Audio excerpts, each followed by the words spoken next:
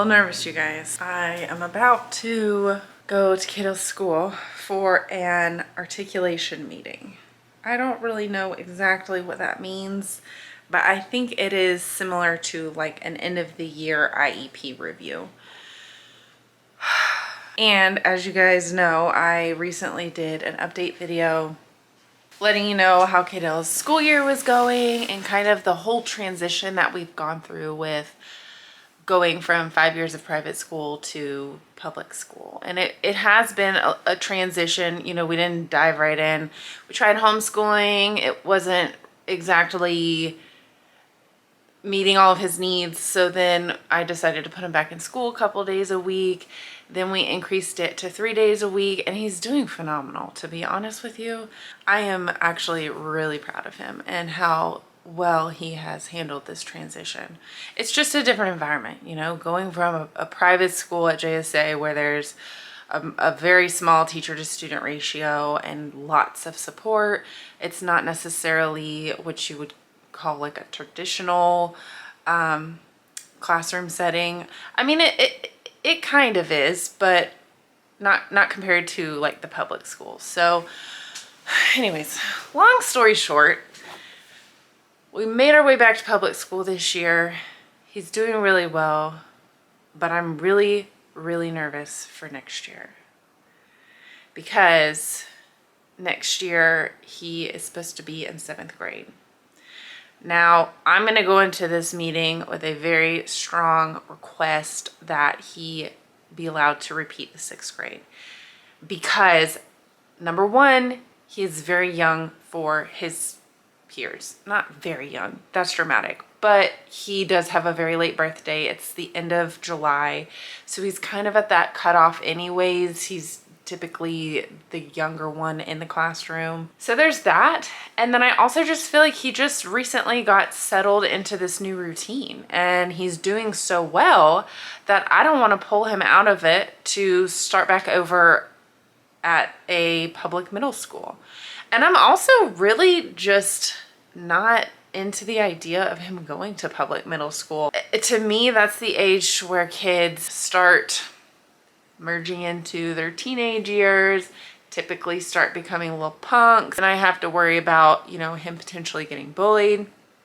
And I know what they're gonna say. I know they're gonna say that they're in a, you know, secluded classroom, they're very well protected, they're not just thrown out in the midst, and I get that. I'm not saying that that's gonna be the case, but I just prefer, and I don't care. Call me a helicopter parent. I could care less. I am. And I'm gonna protect Kaidale with my life. And I just feel like there's nothing wrong with being sheltered.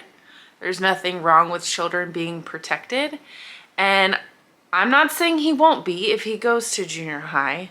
I'm just saying that I do feel very comfortable with him being sheltered, you know, previously at private school and now at this elementary that he's at, because I'm going off on a tangent here. This is the elementary school that he went to for pre-K. It is literally in our neighborhood. I know a lot of the staff members and employees there. I know the principal, actually. She was involved with the whole Kaidale escaping fiasco that happened a few years ago. She was the one that led the police to us. That's a whole nother story. If you haven't seen that vlog, I'll link it. I hope that they can accommodate it, and all I can do is ask and try and advocate. I do know at this meeting there are going to be middle school or junior high representatives there. So I'm definitely going to keep an open mind because I'm curious to see what they have to say and, you know, what they will describe the program as being like. I'm very curious. But I do know that I'm not going to consider it. And I guess that's kind of an oxymoron because I'm kind of being open-minded, but not really. I'm curious and I would like the information, but I'm not going to send Kaidale to junior high. I'm just not going to do it.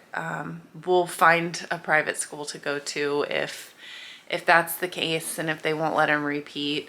I just don't feel comfortable sending Kaidale off to a new, bigger school with serving a much wider population of our community. you know, and especially not with the age that his peers will now be, which is kind of, like I said, developing into those preteen, teenage years. And I don't know. I just kind of remember that transition for me as a kid, you know, as like a 12, 13-year-old kid, and just thinking, wow, like this is a really big cultural difference from my elementary school experience. You know, I remember like seeing the first fights breaking out in the cafeteria, and, you know, kids cussing, and, you know, being somewhat, I just, no, I'm not going to do it. I'm sorry. Call me a helicopter parent. Maybe I am, but I'm going to shelter him. And I think that's okay. I think it's okay to want to shelter your kids. I think in the world we live in today, I think the more sheltering and protecting, the better. So that's just my opinion.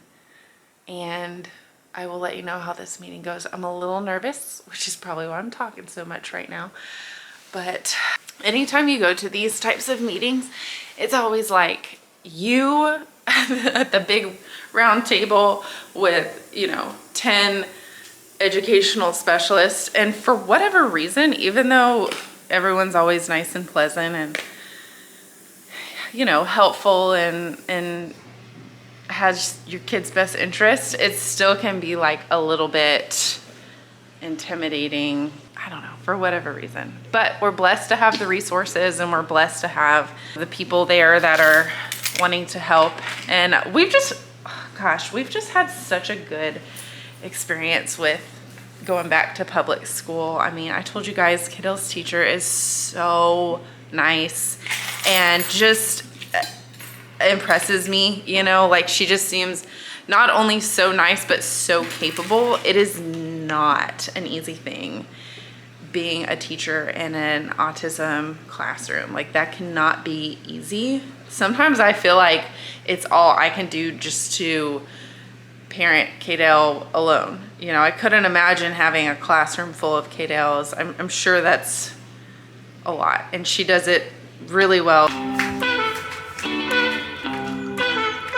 Sketch and the character, unfortunately, genetic. Wish me luck.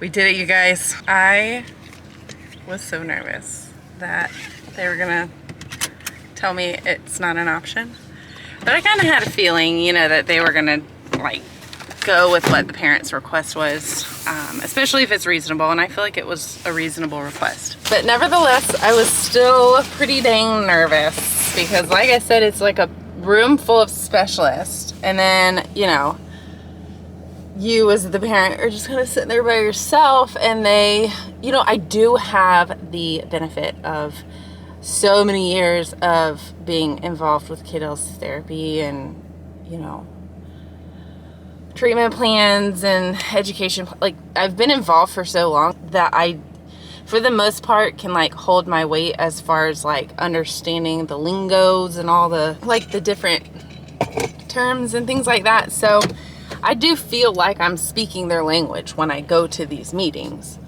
I don't feel like they really have to dumb it down too much. They probably do, and I just don't know it. But it's still like a nerve-wracking thing because you're not a specialist, you're a parent. And I didn't want to, I definitely took their recommendations into considerations, and I listened to what everybody had to say. And, you know, I genuinely want to inform and educate myself.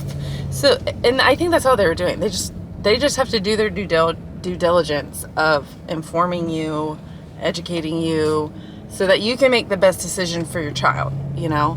And I truly believe that they have your child's best interest at heart. So it's just at the end of the day, I do feel like we've had a lot of changes the last 12 months, and one more year of consistency would probably benefit Kaidale. So yeah, so I'm really happy that they allowed it and okayed it, and we're good to go. We're also going to start full-time this week, like now.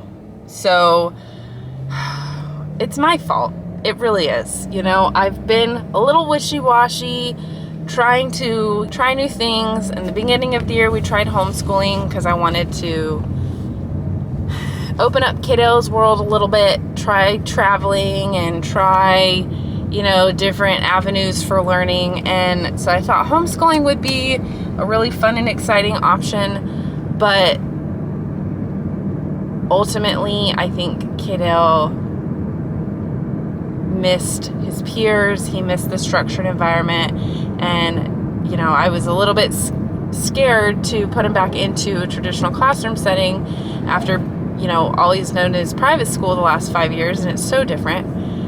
So I was like, let's just start out with a couple days and see how he does. And he did great. So we added a third day. And then today we decided, let's just go for it. We're going to do full time. He's doing fine. There's no reason he can't. And then, you know, me and him, like, we have a lot of things we work on at home too, like life skills, chores, things like that. We do homework. We sit at the table and we try to do structured table activities like homework and stuff for a portion of the day. But there's no reason why we can't do that. I don't like the fact that an ambulance just drove past me headed towards the school. That always makes me a little bit nervous. What was I saying? And now there's a fire truck. Great. I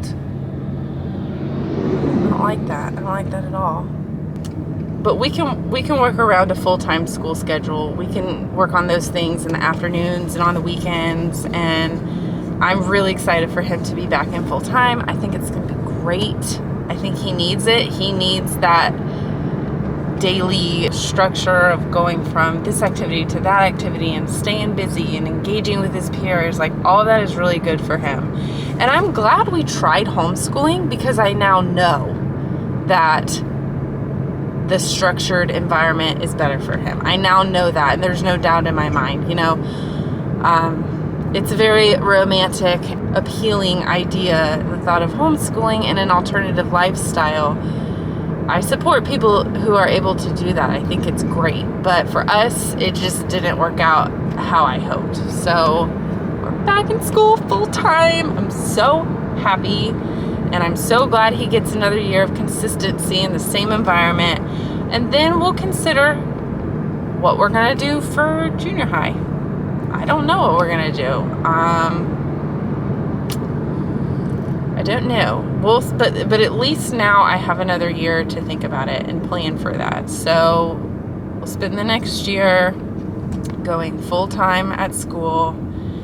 And he's going to start, like I said, he's going to start full-time right now. So we've only got about a month left of school, but we're going to go on ahead and start full-time right now so that he can, and then begin the next year on the same note. And I think it'll be great. I'm so excited.